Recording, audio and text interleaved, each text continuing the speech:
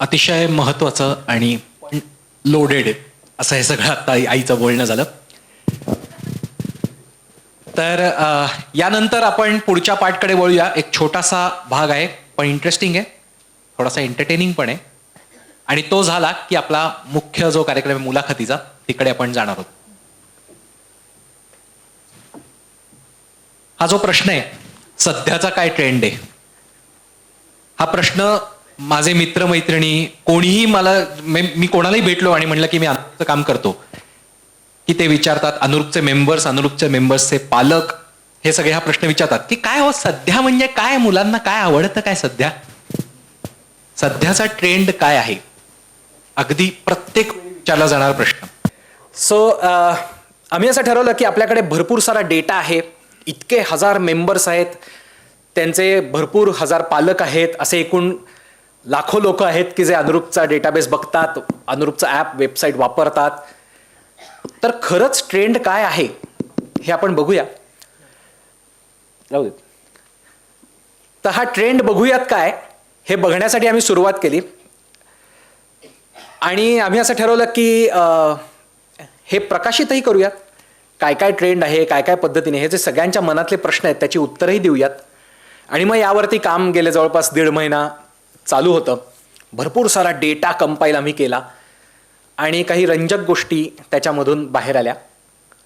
त्याची झलक मी आत्ता फक्त इथे प्रेझेंटेशनमध्ये मांडणार आहे. त्यानंतर आपण जे काही आपण प्रिंट केलं आहे त्याचं एक ऑफिशियल प्रकाशन इथे करणार आहोत स्पृहा आणि वरदच्या हस्ते. आणि मग अर्थातच तुम्हाला त्या प्रकाशन झाल्यावर हातात जे तुमच्या मिळेल ते वाचता येईल. त्याच्यात सगळे तपशील आहेत आणि तुम्हाला नेमके लग्नाचे ट्रेंड्स काय आहेत ते कळेल. पण झलक म्हणून, ट्रेलर म्हणून, कारण बरेच क्रायटेरिया आहेत, ते सगळं काही मी प्रेझेंटेशनमध्ये दाखवणार नाही आहे, पण झलक म्हणून हे काही गोष्टी आपण बघणार आहोत. सो पहिलं बघूया अनुरूपचं काम कसं चाललं आहे.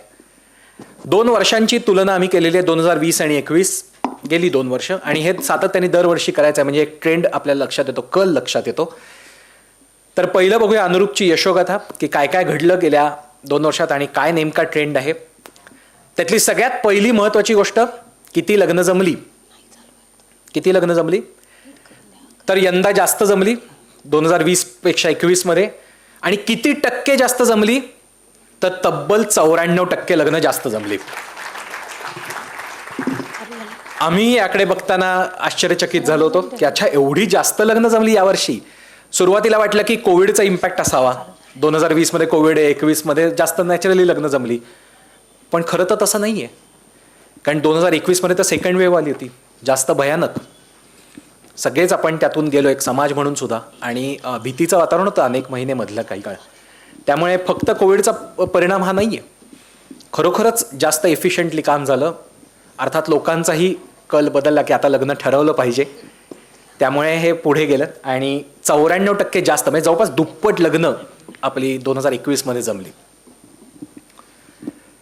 पुढचा मुद्दा आम्ही असा विचार करत होतो, आईने तिच्या बोलण्यात सांगितलं की अनुरूपचा अमेरिकेत मेळावा होतो, ऑस्ट्रेलियात मेळावा होतो, आता जर्मनीत जायचं आहे, UK मध्ये जायचं आहे, दुबईमध्ये जायचं आहे, सिंगापूरला जायचं आहे, असंख्य ठिकाणी अनुरूपचे मेंबर्स पसरलेले आहेत. आम्ही सहज आमच्यात गप्पा मारताना म्हणलं की किती देशांमध्ये अनुरूपचे मेंबर्स असतील. मग आता आपल्याला सुद्धा किती अंदाज कमी असतो आपल्याच व्यवसायाचा, आपल्याच कामाचा. याचं एक उदाहरण सांगतो. आमच्यात गप्पा चालल्या होत्या की किती देशांमध्ये अनुरूपचे मेंबर्स पसरले असतील. मी म्हटलं बहुतेक 35 एक आकडा असावा. आई म्हणली हां मलाही तेवढंच वाटतंय. आमच्या टीममध्येही चर्चा झाली तर सगळ्यांचं एक साधारण एकमत 35 या आकड्यापाशी आलं. अनुरूपचे मेंबर्स जगातल्या तब्बल 51 देशांमध्ये पसरलेले आहेत. जगात 195 देश आहेत, 193 युनायटेड नेशन्समध्ये आहेत, म्हणजे किती 25% जास्त देशांमध्ये अनुरूपचे मेंबर्स आहेत. त्यामुळे मराठी माणूस खरोखरच जिथे जिथे पोचलाय तिथे तिथे अनुरूप पोचताय. सो ह्या पहिल्या 2 गोष्टी फक्त अनुरूपबद्दलच्या म्हणलं सांगाव्यात आणि अनुरूपच्या ओव्हरऑल लग्न ट्रेंड्सकडे आपण वळावं. अनुरूपच्या सगळ्या मेंबर्सचा आम्ही अभ्यास केला, सगळ्या वधूवरांचा अभ्यास केला, प्रॉस्पेक्टिव्ह ब्राइड्स अँड ग्रूम्स यांचा अभ्यास केला आणि त्यातून फार इंटरेस्टिंग गोष्टी समोर आल्या. आमचे मेंबर्स कसे आहेत, काय काय आहे त्यांच्या आवडीनिवडी, त्यांचे कल काय आहेत. आईने बोलता बोलता उल्लेख केला की मुलामुलींचं वय वाढलंय लग्नाचं, तिने 27 आणि 30 असा उल्लेख केला. बघूया लग्नाचं सरासरी वय अनुरूपमधल्या मेंबर्सचं काय आहे. ते आहे 30 आणि 32. म्हणजे मुलींचं सरासरी वय 30 आहे आणि मुलांचं आहे 32. 2020 मध्येही हेच होतं, त्यामुळे काही फार बदल झालेला नाहीये 1 वर्षात. पण हे वय आपलं मुलामुलींचं सरासरी वय आहे. पुढचा क्रायटेरिया आम्ही बघितला. पुढचा क्रायटेरिया आहे किती मुलं फिटनेसबाबत जागरूक आहेत. एक सरसकट आमच्या पिढीवरती आरोप जो केला जातो त्याला छेद देण्यासाठी ही स्लाईड खास ठेवलेली आहे की आजकालची मुलं काही फिटनेसबाबत जागरूक वगैरे नाही आहेत. तर मला सांगायचं आहे की खूप जागरूक आहेत, खूप जास्त. आणि बहुतेक कोविड काळात ते जास्त झालंय, कारण अनुरूप मेंबर्स 91% असे की जे काही ना काहीतरी करतात. म्हणजे त्याच्यात जिम आहे, योगा आहे, काहीतरी स्पोर्ट्समध्ये इन्व्हॉल्वमेंट आहे. या स्लाईडमध्ये नाही आहे, पण तुमच्या हातात जे पत्रक येईल त्याच्यामध्ये आहे की योगासनं करणाऱ्यांची संख्या वाढली आहे 2020पेक्षा 21मध्ये. आणि एकूण फिटनेसबाबतची जागरूकता पण 1%ने वाढली. 90% होती जी आधी, ती 91% झालेली आहे. त्यामुळे सगळ्या पालकांना मला सांगायचं आहे आम्ही खूप जागरूक आहोत फिटनेसबाबत. डोंट वरी. पुढचा मुद्दा बघूया. लिव्ह इन बद्दल तर खूपच प्रश्न आहे ना, की काय होणार लग्न संस्थेचं. इतक्या लोकांची लिव्ह इन बद्दलची हे आहे. लग्नाआधी किंवा लग्नाऐवजी लिव्ह इन मध्ये राहायला आवडेल याची संख्या थोडीफार वाढली आहे. पण आधीच्या तुलनेत किती टक्क्यांनी वाढली आहे? नगण्य. 1.15. त्यामुळे अनुरूपचे जे हजारो मेंबर्स आहेत, तुमची मुलं मुली जी आहेत ती काही असं मानूया आपण की उरलेल्या 99%मध्येच ती आहेत. पुढच्या मुद्द्याकडे जाऊयात. आता प्रत्यक्ष अपेक्षा ठरवत असताना, अनुरूप जोडीदार शोधत असताना काय काय दिसतं त्याची झलक बघूयात. अर्थात त्यात खूप सारे क्रायटेरिया आहेत. काही 4-5च क्रायटेरिया मुद्दामून मी याच्यामध्ये ठेवलेत. आणि यात मला खूप इंटरेस्टिंग गोष्टी मिळाल्या. मला असं वाटतं की अपेक्षा ठरवत असताना एक सरसकट मुलं मुली त्यांचे पालक आरोप करतात. म्हणजे मुलगा आला आणि मुलाचे आई वडील आले तर ते म्हणतात आजकाल मुलींच्या अपेक्षा ना भयानक वाढल्यात. आणि हेच मुली आणि मुलींचे पालकही म्हणतात. त्यामुळे सगळ्यांच्या अपेक्षांमध्ये काय चाललंय ते बघणं गरजेचं आहे. काही टिपिकल नॉर्म्स असतात, काही टिपिकल गोष्टी असतात, त्याला छेद देणाऱ्या गोष्टी सुद्धा आम्हाला या ट्रेंड्समध्ये दिसल्या आहेत. तर त्याचा मी मुद्दामून या आपल्या या ट्रेलरमध्ये उल्लेख केलेला आहे की टिपिकल ट्रेडिशनल ज्या अपेक्षा असतात त्याला छेद देत काही गोष्टी आपल्याला दिसतात. प्रत्यक्ष अनुरूप जोडीदार शोधण्याच्या प्रोसेसमध्ये मुलं मुली जे वागतायत त्याच्यावरनं, मुलं मुली आणि अर्थातच पालकही. त्यातला पहिला सगळ्यात मुद्दा, इंटरकास्ट लग्नाची तयारी कितपत आहे. हा प्रश्न आम्हाला सातत्याने अनेक प्लॅटफॉर्म्सवरती विचारला जातो. आणि आईची किंवा माझी मुलाखत होते तेव्हा विचारला जातो. कुठेही भाषणाला आईला बोलवलं तर तिथे विचारला जातो की इंटरकास्टचं सध्याचं प्रमाण काय आहे, सध्या ट्रेंड काय आहे. तो ह्याच्याबद्दलही विचारला जातो. त्याचं प्रमाण सबस्टॅन्शियली वाढलं आहे आणि ती आम्हाला असं वाटतं की सामाजिकदृष्ट्या अतिशय चांगली गोष्ट आहे. सबस्टॅन्शियली वाढलं म्हणजे किती वाढलं आहे? 113% वाढलं आहे. म्हणजे दुप्पट. इंटरकास्ट इंटरेस्ट रिक्वेस्ट पाठवण्याचं प्रमाण 113% वाढलेलं आहे आणि उत्तमच गोष्ट आहे असं आम्ही मानतो. पुढचा मुद्दा बघूया.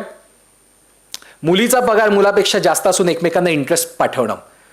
हा खरं तर मुद्दा कसा काय असू शकतो हा आम्हाला खूप जेन्युइनली वाटतं. अनेक मुलींना हा महत्त्वाचा मुद्दा वाटतही नाही, पण पालक याला खूप महत्त्व देतात की छे मुलीचा पगार जास्त असेल तर नको.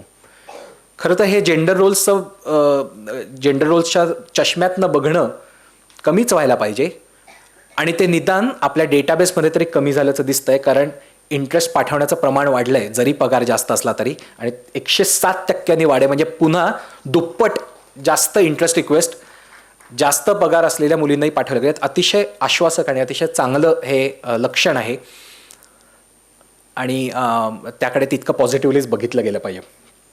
पुढचं, वीकेंड मॅरेज. आता हे मी एक्सप्लेन करतो काय आहे. वीकेंड मॅरेज या टर्मचा अर्थ असा की मुलगा आणि मुलगी 2 वेगवेगळ्या शहरांमध्ये कामानिमित्त राहतात किंवा राहावं लागतं आणि ते फक्त वीकेंडलाच भेटतात. बऱ्याचदा आम्हाला असं दिसतं की अमेरिकेत किंवा बाहेरच्या देशांमध्ये राहणारे, जिथे डिस्टन्स जास्त आहे, जिथे कामाच्या संधीनुसार आपल्याला हलावं लागतं, दुसऱ्या सिटीत मूव्ह व्हायला लागतं, जावं लागतं, तर तिथे हे प्रमाण दिसतं, भारतातही दिसतं, बँगलोर, मुंबई, पुणे अशा ठिकाणी हे प्रमाण वीकेंड मॅरेज चालू शकेल असं म्हणणाऱ्यांचं प्रमाण आपल्याला वाढलेलं दिसतं. ते 35% वाढलेलं आहे. आपल्या क्वेश्चनेअरमध्ये एक कम्पॅटिबिलिटी टेस्ट आहे, त्याच्यामध्ये हा प्रश्न आहे खास की तुम्हाला चालेल का असं असणं. तर काही काळासाठी का होईना चालू शकेल असं म्हणणाऱ्यांमध्ये ही वाढ झालेली आहे. ही गोष्ट चांगली का नाही वाईट हे आपापलं तारतम्य वापरून ठरवायला हवं, किंवा मी असं म्हणेन की हे सब्जेक्टिव्ह आहे. पण हे दिसतंय तरी आपल्या लक्षात येईल की साधारण ट्रेंड काय आहे. तर जवळपास 35% वाढ झालेली आहे. पुढचं बघूया. पुन्हा एकदा एक महत्त्वाचा मुद्दा म्हणून ही स्लाईड ठेवलेली आहे. आई मगाशी म्हणली की लग्न म्हणल्यानंतर वेडिंगबद्दल खूप चर्चा होते, मॅरेजबद्दल होत नाही. वेडिंग म्हणजे सोहळ्याबद्दल, सोहळा कसा असला पाहिजे, काय असलं पाहिजे, कुठे असलं पाहिजे. आणि ते काय साधंसुधं नाही ना, ते खर्चिक काम आहे. ट्रॅडिशनली पारंपरिकदृष्ट्या बघितलं तर मुलीच्याकडच्यांनी सगळा खर्च उचलायचा असं मानलं जातं, तो भार मुलींनी उचलायचा असं मानलं जातं. आता आमची पिढी काय हे मानणारी नाही. मुलगी विचारणारच आहे की असं का करावं, आणि ते योग्यच आहे. म्हणून हा प्रश्न विचारला जातो आमच्या क्वेश्चनरमध्ये की तुमची विचारधारा काय आहे, की लग्नाचा खर्च हा दोन्ही कुटुंबांनी वाटून घ्यावा का. तर हो, वाटून घ्यावा. फक्त मुलींनी किंवा फक्त मुलांनी हा खर्च करावा असं आम्हाला वाटत नाही. असं म्हणणाऱ्यांची संख्या वाढलेली आहे, नगण्य वाढायला पाहिजे अजूनही, पण वाढली आहे. पण महत्त्वाचा मुद्दा असा की याच्याबरोबरच एक जाता जाता सांगतो, स्वतः मुलामुलींनीही खर्च केला पाहिजे असं म्हणणाऱ्यांची संख्या वाढली, जी ही खूप चांगली गोष्ट आहे. की भार सगळा पालकांवर टाकण्यापेक्षा मला असं वाटतं की ते स्वतःहून जबाबदारी घेण्याचं लक्षण आहे, आणि ती चांगली गोष्ट आहे. पुढे जाऊया. अनुरूपच्या पर्सनल सर्व्हिसेसबद्दल खूप जास्त बोललो आहोत आत्तापर्यंत आपण, आणि 2च पॉईंट्स मी सांगणार आहे की या व्यक्तिगत सेवेबाबत काय ट्रेंड्स आहेत आणि काय बदललं आहे. सगळ्यात पहिला मुद्दा अनुरूपच्या व्यक्तिगत सेवेमधला तो म्हणजे पर्सनल काउन्सिलिंग. काउन्सिलिंग म्हटल्यानंतर असं अनेकांना वाटतं की काही प्रॉब्लेम असेल तरच काउन्सिलिंग घ्यायचं की काय. आम्ही म्हणतो प्रॉब्लेम येऊ नये म्हणून काउन्सिलिंग महत्त्वाचं आहे. Personal counselling, marital counselling, pre marital counselling, आणि ते नक्की घेतलंच पाहिजे. त्यासाठी आपली मोठी टीम आहे, सातत्याने त्याची सेशन्स चालू असतात, प्रत्यक्ष आहेत, ऑनलाईन आहेत, झूमवरती सुद्धा ती सेशन्स घेता येतात. तर ते आम्ही रेकमेंड करतो. आणि कदाचित कोविडचाही परिणाम असेल, कदाचित आम्ही वारंवार सांगितल्याचा परिणाम असेल, पण त्यातही बरीच वाढ झालेली आहे. जवळपास 10% जास्त काउन्सिलिंग अपॉइंटमेंट्स या एका वर्षात आम्ही घेतल्या गेल्या वर्षीच्या तुलनेत. अर्थातच ऑनलाईन यातल्या मॅक्सिमम झाल्या. 2020 आणि 2021 या काळामध्ये सगळं काम ऑनलाईनच झालं, कारण सगळेच घरातच होतो. मी अगदी सुरुवातीला सांगितलं तसं अनुरूपचे कार्यक्रम वर्षाला 109 घेत होतो आम्ही 2019 पर्यंत.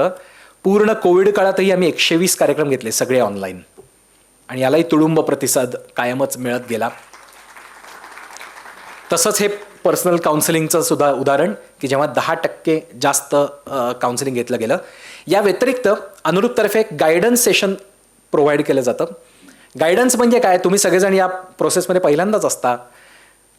अनुरूप प्रोफाईल कसं बनवायचं, कशा पद्धतीने सर्च करायचं, वेबसाईट कशी वापरायची, ॲप कसं वापरायचं, कोणकोणते फिल्टर्स लावायचे, प्रोफाईलमध्ये नेमकं काय लिहायचं, या सगळ्याबद्दलचा गायडन्स या गायडन्स सेशनमध्ये दिला जातो. हेही पर्सनल गायडन्स असतो. व्यक्तिगत एक व्यक्ती येते आणि त्या व्यक्तीला आम्ही गायडन्स देतो. आई बाबा मुलं अशी तिघही जण आले तरी आम्ही तो रेकमेंड करतो. याही गायडन्स सेशन्समध्ये प्रचंड वाढ झालेली आहे. म्हणजे पर्सनल काउन्सिलिंगपेक्षाही खूप जास्त वाढ गेल्या वर्षीच्या तुलनेत 2021मध्ये झाली आहे. ती किती झाली आहे तर तब्बल 62% वाढ झाली आहे. हे सगळे ट्रेंड्स मुद्दामून तुम्हाला दाखवले, त्याची झलक दाखवली, त्याचे तपशील तुमच्या हातात आता पॅम्फलेट जे आलं आहे त्याच्यामध्ये आहेतच. मला खात्री आहे की हे जेव्हा ट्रेंड्स तुम्ही बघाल तेव्हा साधारण कल काय हे लक्षात येईल.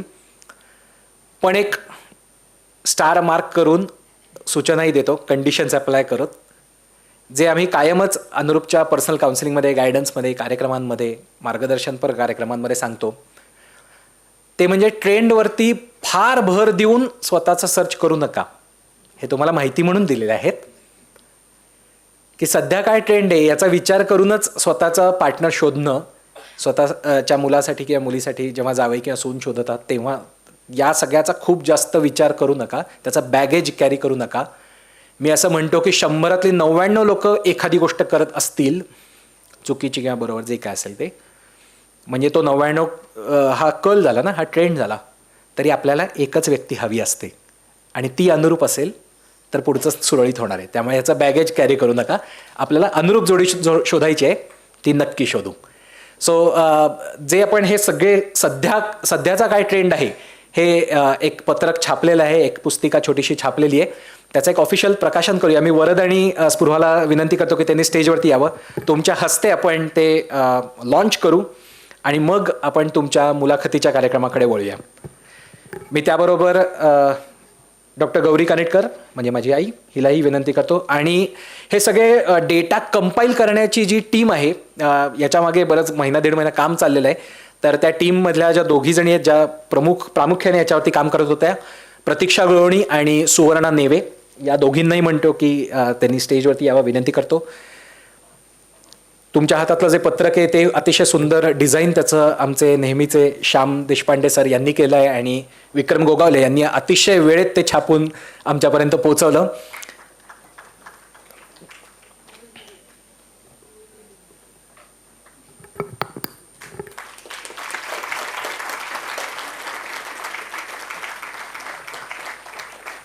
अनुरूप लग्न ट्रेंड्स 2022.